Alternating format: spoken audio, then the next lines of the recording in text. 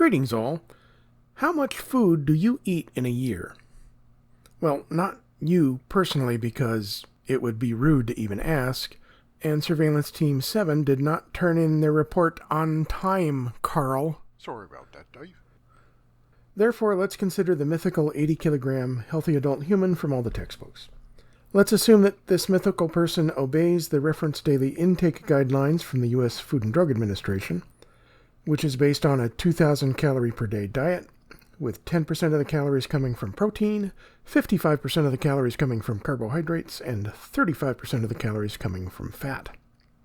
At an average intake of 2,000 calories per day, that works out to 730,000 calories per year, with 73,000 calories from protein, 401,500 calories from carbohydrates, 255,500 calories from fat. What's the mass of that amount of food?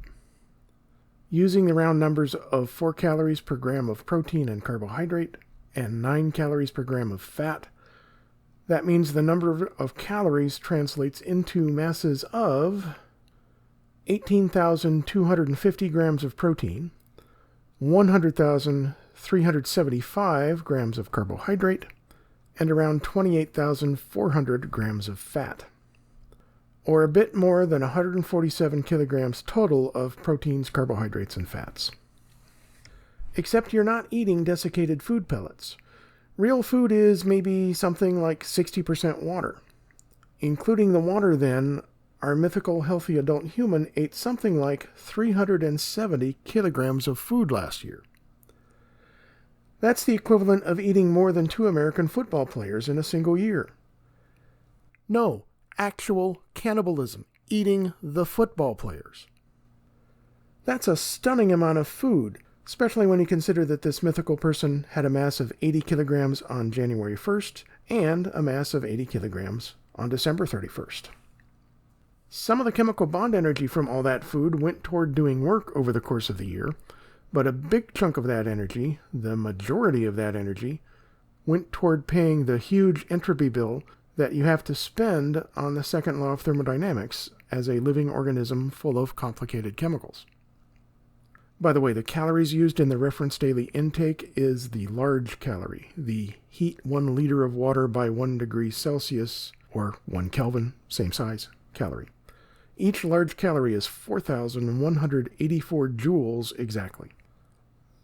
The 730,000 calories of food per year is therefore a bit more than 3 gigajoules of energy.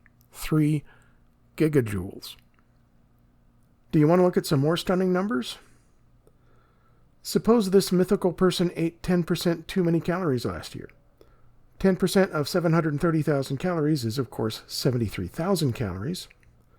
Your body has a homeostatic mechanism to store surplus chemical bond energy in the form of fat, just in case you might be starving this winter. So 73,000 calories times 1 gram of fat per 9 calories, that's around 8,100 grams of fat.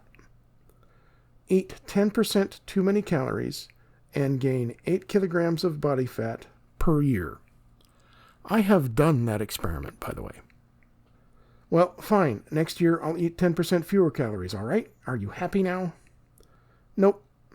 When your calorie intake falls below your calorie expenditure, you have another homeostatic control mechanism that assumes you're starving and then lowers your basal metabolic rate until it matches your calorie intake. Summary.